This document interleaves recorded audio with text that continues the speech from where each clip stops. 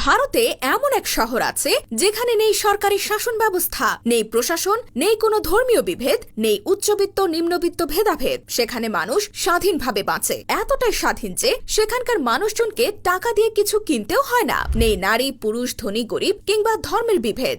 শহরটির নাম অরোভিল। ভারতের তামিলনাড়ু রাজ্যের রাজধানী চেন্নাই শহর থেকে মাত্র 150 কিলোমিটার দূরে এই শহরটির অবস্থান। এই শহরের স্বাধীন চেতা যে কেউ গিয়েই থাকতে পারেন, তবে সেখানে থাকতে হলে কিছু নিয়মও মানতে হবে। 1968 সালে মীরা আলফাজোস নামের এক নারী এই স্বাধীন শহর প্রতিষ্ঠা করেন। এই স্থানটিকে সিটি অফ ডনও বলা হয়। অরোভিল ধর্মীয় বিশ্বাসের বাইরে সত্যের পথ অনুসরণে বিশ্বাসী। এই স্থানের মাঝখানে একটি মন্দির আছে যাকে মাতৃ মন্দির বলা হয়। যারা নির্জনে যোগ ব্যায়াম করেন তাদের জন্য এটি আধ্যাত্মিক তাৎপর্য রাখে। সবচেয়ে অবাক করা বিষয় হলো অরোভিলে টাকা বিনিময়ের কোনো নিয়ম নেই, অর্থাৎ টাকা পয়সা বা মুদ্রার লেনদেন হয় না ওই শহরে।